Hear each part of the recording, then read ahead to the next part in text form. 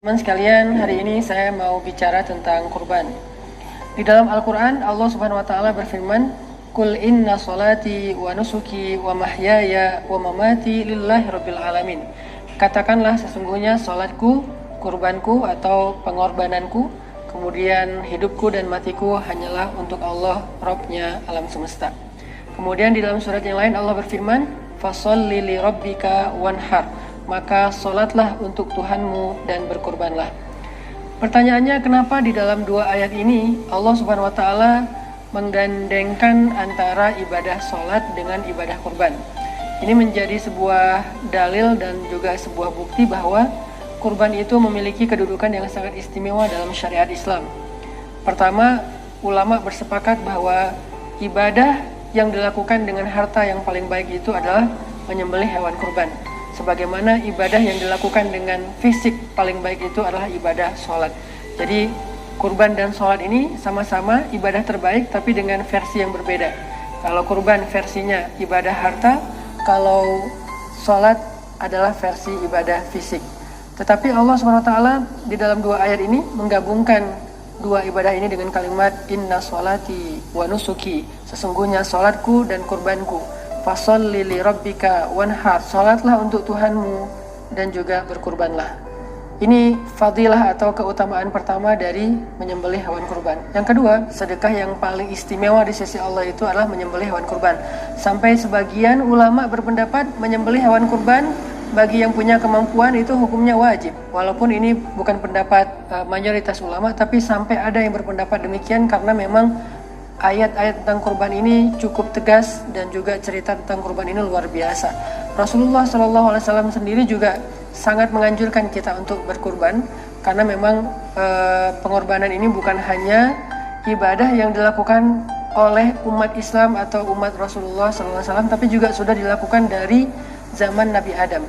Sebagaimana sholat, sebagaimana ibadah haji, itu adalah ibadah-ibadah yang usianya tua sekali di antara para anbiya, maka ibadah hewan kurban juga ibadah yang cukup panjang sejarahnya, bahkan dimulai dari sejak zaman Nabi Adam alaihissalam. Makna yang terkandung di dalam penyembelihan hewan kurban.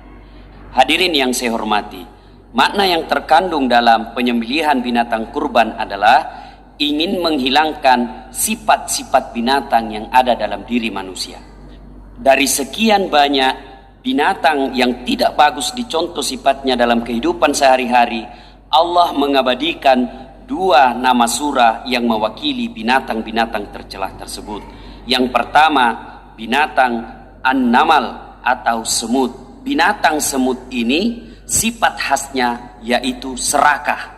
Dalam binatang semut kita bisa melihat mereka sering mengumpul-ngumpul bahan makanan, dikumpul dalam sarangnya, kemudian tanpa dikelola menjadi sesuatu yang lebih bagus lagi, yang lebih jelek lagi, pengumpulan barang itu sudah melebihi kebutuhannya dalam kehidupan sehari-hari.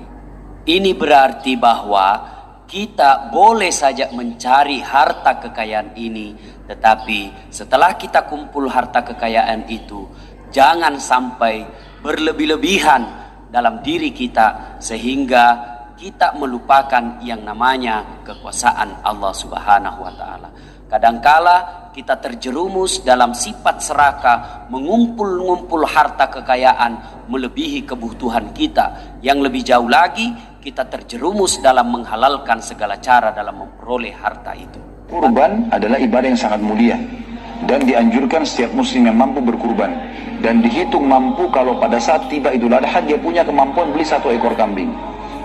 Itu dihitung mampu, jadi bukan berarti orang harus punya tabungan atau kaya raya. Teman-teman pun yang bekerja, kalau memang ada tabungan 5 juta, 10 juta, mampu beli kambing 1 juta rupiah, 1 juta saya beli. Itu sedekah yang sangat besar, dan ini ibadah yang sangat besar setelah sholat Idul Adha, dan boleh dikerjakan di 4 hari, 10, 11, 12, 13. Boleh Idul Adha, boleh di hari Tasyrik yang dikenal dengan hari makan kurban. Ma'amila adamiyun min amalin, tanggal 10, tidak ada amal yang paling disukai, dicintai Allah Subhanahu wa Ta'ala dari adamiyun, anak cucu Adam manusia, min iraqatid dam, Amal yang paling disukai Allah pada tanggal 10 itu adalah iraqatid dam, menumpahkan darah. Yang dimaksud menumpahkan darah menyembelih kurban. Inna a'tainakal kautsar, kami sudah berikan engkau nikmat yang besar. Fasholli li rabbika wanhar, balaslah nikmat Allah itu dengan dua. Sholli, salat Idul Adha, wanhar, sembelihlah kurban. Kalau ada orang membencimu, jangan takut, jangan cemas, jangan ngeri, jangan khawatir. Inna nasyi'aka huwal abtar. Siapa yang membencimu, dialah yang akan binasa, dia akan terputus. Dengan syarat engkau salat dan engkau berkurban. Salat hablum minallah, berkurban hablum minan nas. Duribat alaihimuz zillatu aina masuqifu, manusia dimanapun berada dia akan dihinakan, direndahkan, illa bihablum minallah, kecuali menjalin hubungan hablum minallah wa hablum minan nas, menjalin hubungan dengan hablum minan nas.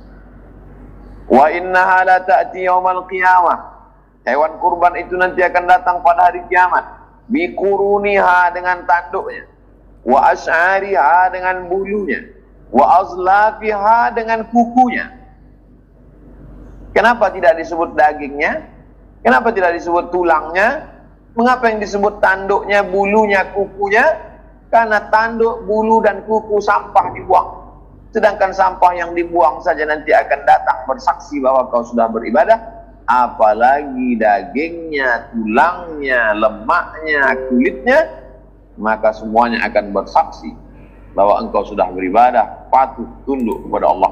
Fatibu biha nafsan, sucikanlah diri kamu dengan ibadah kurban. Harus kita hilangkan nih. Kita sembelih sifat-sifat buruk itu.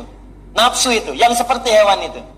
Bukan manusianya, sifat hewaninya. Karena dilambangkan seperti hewan, maka kita sembelih hewannya. Supaya kembali dan menyadarkan kita, jangan sampai kita seperti sifat hewan yang dominan. Sembelih. Makanya saat kita sembelih itu, kita ucapkan kalimat untuk kembali kepada Allah. Bismillah, ba'nya lil ghayah. Saya tunjukkan untuk kembali kepada Allah Subhanahu wa taala. Akbar, bismillah, ya Allahu akbar. Ya Allah, dengan penyembelihan ini mohon hilangkan sifat-sifat buruk saya, sifat-sifat hewani saya, seperti orang-orang yang di Mekah melontar jumrah untuk menghilangkan sifat-sifat buruknya. Bismillah, ya Allahu akbar. Tanggalnya sama, 10 Zulhijjah. Sana lempar, sini sembelih. Makanya yang pertama dilempar di tanggal 10 itu jumrah Aqabah. Aqabah melambangkan nafsu. Lempar dulu yang nafsunya. Di sini yang disembelih hewan, sifat hewani, nafsu tadi. Begitu disembelih selesai, bismillah, Allahu akbar, kita menghadap ke arah kiblat, kemudian kita berdoa.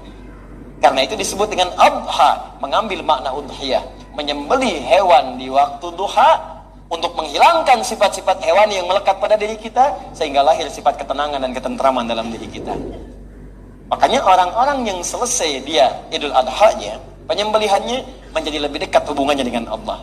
Sesuatu yang dekat disebut dengan qaribun. Kalau makin dekat, tambah alif dan nun di akhirnya untuk menunjukkan makna superlatif. Maka berubah makna menjadi kurbanun. Kurban. Dari kata koruba artinya dekat. Kalau pengen tambah sangat dekat, banyak kedekatannya, rumusnya dalam bahasa Arab tambah alif dan nun di ujungnya. Ghafara, mengampuni, ampunan. Ghufran, yang banyak ampunannya. Hasuna, baik sifat. Ahsana, ihsan, yang banyak sifat-sifat kebaikannya. Ya qurba, dekat. Kurban, yang banyak sifat kedekatannya. Makin dekat dengan Allah Subhanahu wa ta'ala. Makanya kalau selesai Idul Adha, orang-orang yang nyembelih itu, ciri pertama diterima sembelihannya dengan baik. Apa itu?